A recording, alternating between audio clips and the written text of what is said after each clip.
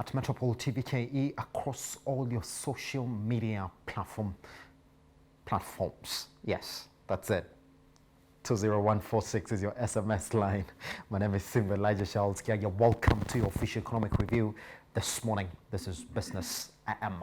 Britam CEO Tavaziva Mazenga has scrapped 9 top executive positions at Britam as the company introduced a leaner team of 11 managers from the previous number of 18 in the second phase of layoff after the insurer spent 664 million shillings to let go of 110 employees in 2018. Now, the positions have been scrapped include the Principal Executive Director, Chief of Staff, Group Chief Operating Officer, Corporate Affairs Director, Commercial Director, and Actuary and Product Development Manager.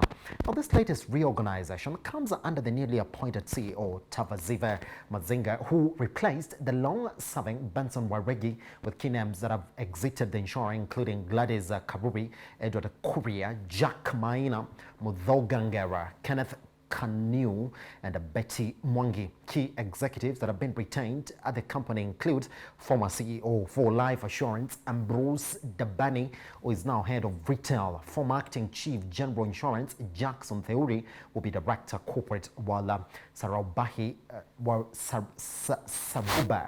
Sharma, who headed the microinsurer division, is now director emerging consumers business. A total of 3.9 billion shillings in staff costs was spent in the year ended December 2019, an equivalent of 10.7% of the total income of the 36.4 billion in the period, which saw the company record a net loss of 1.63 billion in the year ended June 2020 from a net profit of 1.67 billion a year earlier. Well, to help us put this conversation into proper perspective, this morning we are joined by Wahome Ngari, who is a financial literacy coach, and Gabriel Mwendwa, investment associate, Horizon Africa Capital. Gabriel, let me start with you. Good morning.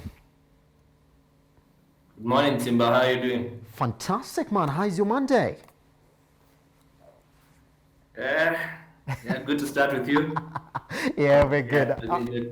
All right, let's get into it, therefore. I mean, if you look at these positions, and let me just go through them as well. The principal executive director, chief of staff, group chief operating officer, corporate affairs director, commercial director, and actuary and product development manager.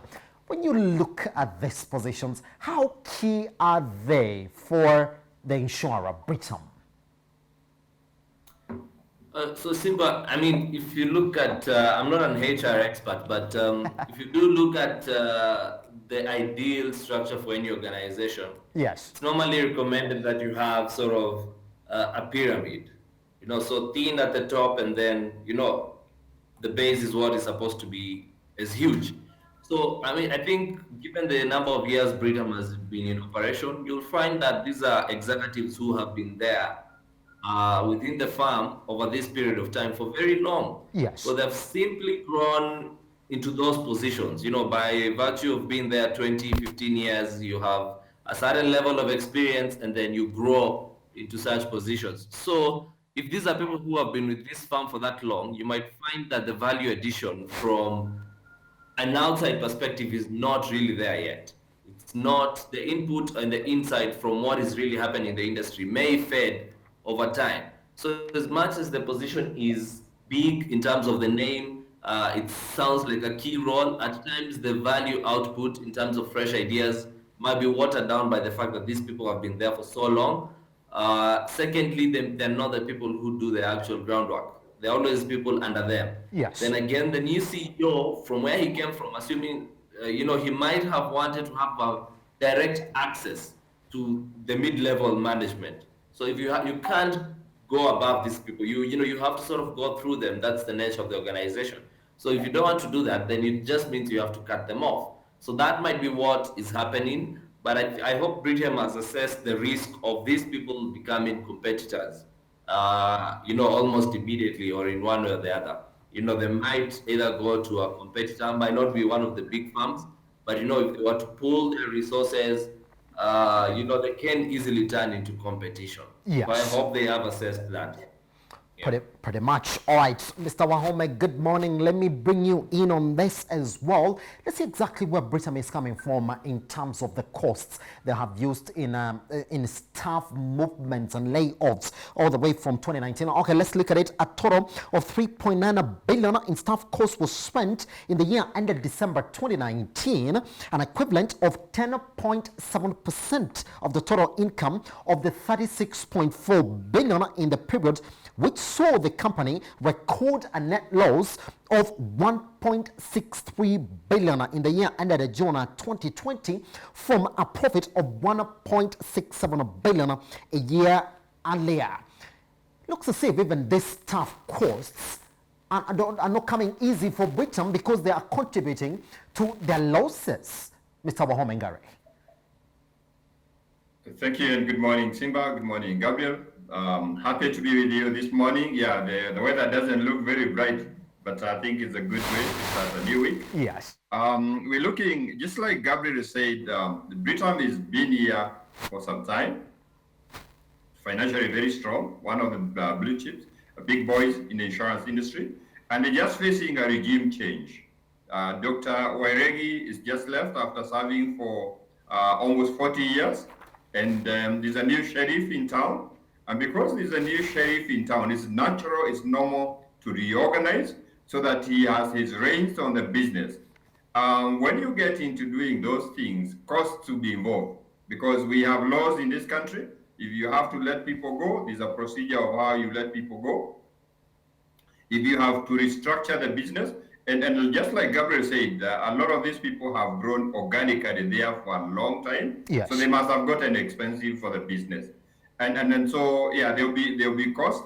And I know shareholders don't want to be making losses year in, year out. So they put in pressure so that whatever can be done, so that yes, we pay the cost now, but then we start putting the business in a way that we can make profit tomorrow. So even as we look at those costs, I think they are strategic to shake off the business and allow it to grow into a new direction so that it can be more profitable. Gabriel, good. I mean, if you look at those costs as well, let's also expound further on what the first wave cost Britam, 664 million in 2018 to let 110 employees go. Now, we could call this a second wave of those employees, which we do know again are going to cost Britam a couple of billions again to have these contracts of these top executives terminated. Now, for a company that is saying, well, we did make a loss of 1.63 billion shillings, and this is just going to account to 10.7% probably of their net income. Won't you say that probably, Gabriel, the problem is not even in the staff costs, it's not even in the number of staff that are in Britam, but just a general depressed earnings within the industry? So if you look at two things, Simba. One, if you look at the performance even as of June 2020, yes. In fact, they did grow their gross and premiums and management fees by about 1.1 billion. Their net and revenue did increase. Their actual direct investment income did increase. The only problem with that Britam faced in this year was actually a reduction in fair value of their assets. This is literally, we're talking about their stocks. That is mainly it. The loss in value in the number of stocks they hold is what resulted in this performance. For example, they are a majority at housing finance. If you look at how the stock of housing finance performed in that year, there was a drop. So that is really what resulted in this loss. Over the last 5 years, I assure you, Britam has never reported a loss or a profit because of the movement in its premium earnings or payments of claims. Britam has reported a profit when the stock market has been up and the real estate market has been up. Britam has reported a loss when the stock market has been down and the real estate market has been down. Simple as that. Their business, their insurance business is solid, has been growing at a very, close to inflation. So it's almost stagnant. It's not jumping, but it's stable enough.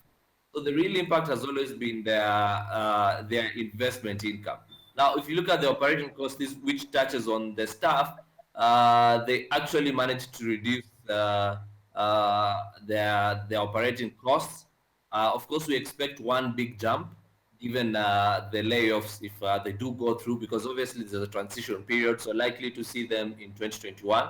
That's when the effect will be there in the financials.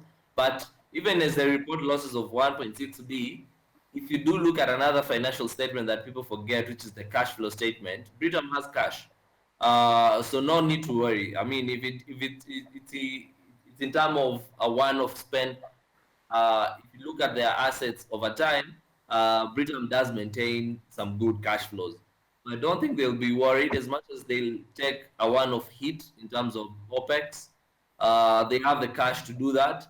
And then again, even in 2018, it was not the major determinant of whether they reported a profit or a loss, even with that big one-off expense. So yeah, that's where really I stand in terms of, if I was to look at it from a shareholder perspective, whether these poses are or not.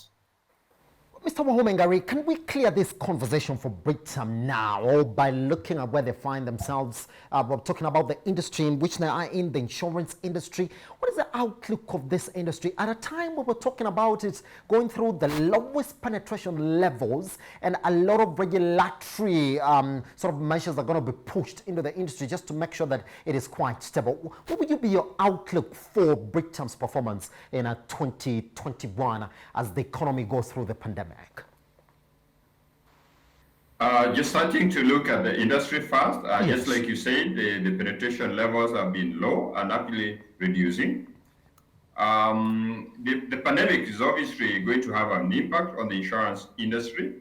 Remember, if the economy is not performing well, there will be clients who will either minimize the amount of risk coverage that they have. Their industry that might not continue on. There are individuals, because they're also in the retail market, who lost their jobs and all this. So there's bound to be an effect. And just like Gabriel said about the value of the shares where they have invested. So the industry is going to get affected by this. But again, we have seen innovation and we've seen fresh competition. We've seen telcos that are interested to come into this business area. Yes. And if that happens, we are likely to have a complete change in the dynamics in this industry. And maybe that elusive penetration rate, this might be the point where it is going to have a flex. If you look at what happened to the banking and how many people are bankable in the country now, when the telcos come into this business, that might be a game changer. And that might provide what has been missing so that we can move to another level of the penetration in the industry.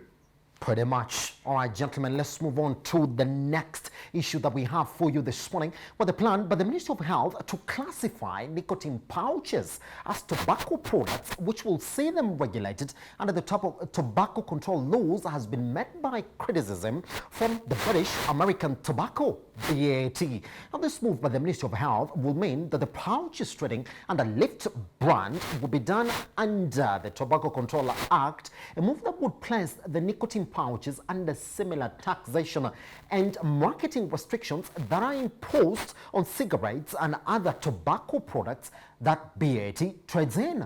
While opposing the plans, BAT East Africa Managing Director Crispin Achola, however, said they were opposed to the plans, and I quote, "When we have looked at the guidance given, we feel that for it to be fully operationalized, there's still need some time or some fine-tuning and some additions that need to be made into the act to make sure that it's inclusive of the science behind the new product." End quote.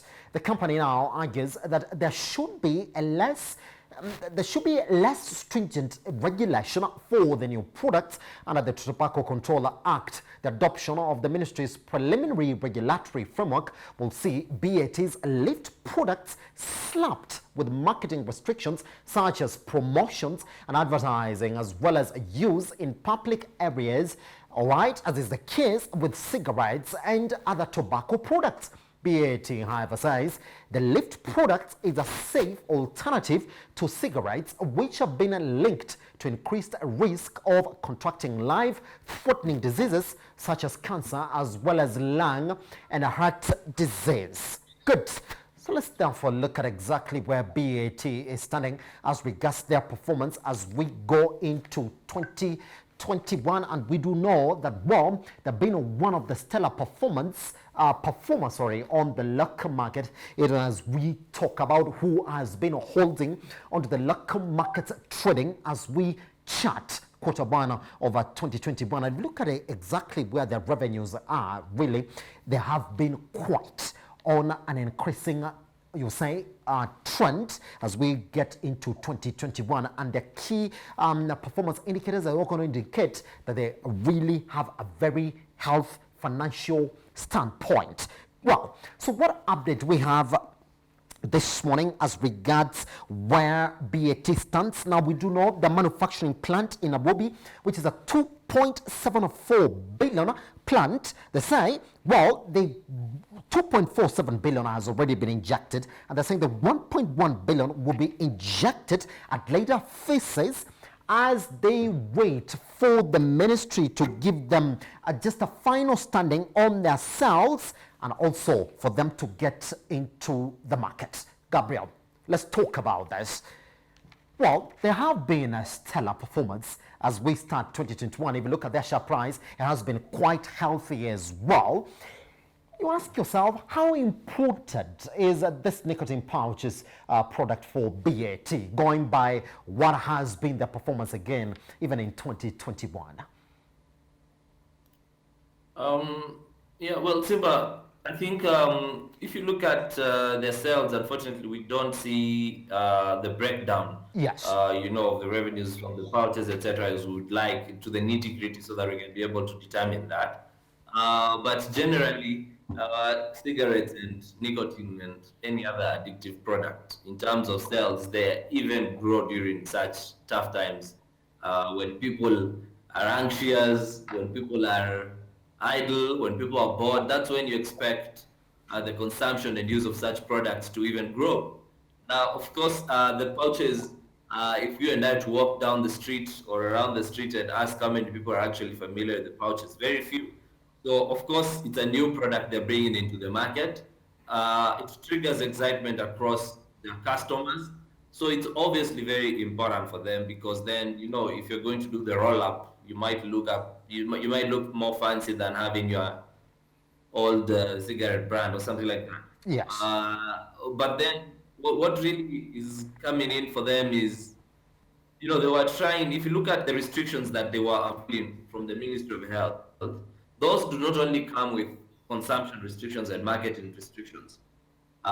They come again with tax-related issues, because remember, cigarettes and related products are taxed heavily across the world.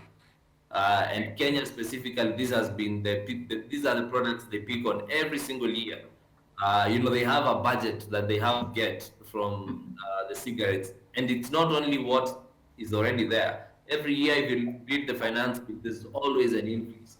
So I think it's just that they're starting with the Ministry of Health to try and classify it differently, as we saw with the fight with Kuroche. It was just a matter of classifying products. Yes. Whether it's a distilled spirit or as a different product, and that has a big impact on taxes based on the classification of a product. Yes. So the fight is just starting from the Ministry of Health, and then will fall, of course, immediately to taxes. But as a new product, it is creating excitement, and I'm sure it has a big impact for BAT in terms of revenues, given the investment they're making into it. Even the simple marketing budget, it needs to look good. So if you bring in the restrictions, I can no longer make it look pretty in the casing. I now have to start to draw in lungs that populated, etc. So then, if it's a new product, then my marketing just ends there completely. Yes. Mr. Gary Ohome, let me also bring you in on this just before we take a little tiny break. From what Gabriel is saying well, I mean, we do know classification goes either way. You bring in medical experts who will sit down and either say, well, this can be classified under cigarettes. We do know what that Tobacco Act says, or it's not classified under that. Now, if you go back to last year, it was actually classified under non-tobacco. Well, CS Tahikawe came in and said, well, I don't understand why you guys are classifying it as non-tobacco. So that classification was reverted, which BAT again met with a lot of criticism. Again, now it's 2021. They're trying to get into business, but you can see they're still waiting for the government to actually give them a proper classification. And they're saying, you do not understand this new product. What do you read into that? Listening to what Gabriel is saying, like, wow, it's purely just a classification of the product, which will mean proper taxation. The cigarette and cigarette-related, tobacco-related products are lifestyle issues. Yes. And for some reason, we always have a dichotomy here. The government wants it to exist so that we can tax. And like Gabriel said, it's called a sin tax. Yes. And every treasury here seems to like cutting off something. But on the other side, the Ministry of Health, the World Health Organization, and everybody else builds very, very strong statistics to show the harm that's coming into issues of health. Yes. And so there's always going to be that pull in different directions. So depending on who is having a bigger voice. So government wants to collect taxes, but Ministry of Health is looking at maybe the health of the people. BAT has said we've got a couple of reduced risk products, and there are a couple of them. They've got the vapors, they've got what you call tobacco heating products. They even have the oral products, which I like thinking this is what was traditionally very African days gone by. And then so for them, I think it is important to have a new product because being a lifestyle and you have a new generation, you want to look fresh, you want to give people impetus. And because of all these confinements, anxieties, and all these things, people have that time to indulge. And maybe they are looking at something here. But I think the government is looking at the taxes. The classification might have something to do with how do you tax this product. And that might be driving the whole conversation because government wants to collect more money out of this product. Yes. All right, let's take a short break. Once we come back, Gabriel, the question is going to be, is it going to be proper business for BAT if indeed then we're saying, well, the new product they're bringing in is just going to be classified under the same classification of the product ranges that they already have? Why should they get into this business? Once we come back here on A Business AM, get involved. 20146, your SMS line at Metropole TVKE across all the social media platforms, #BusinessAM.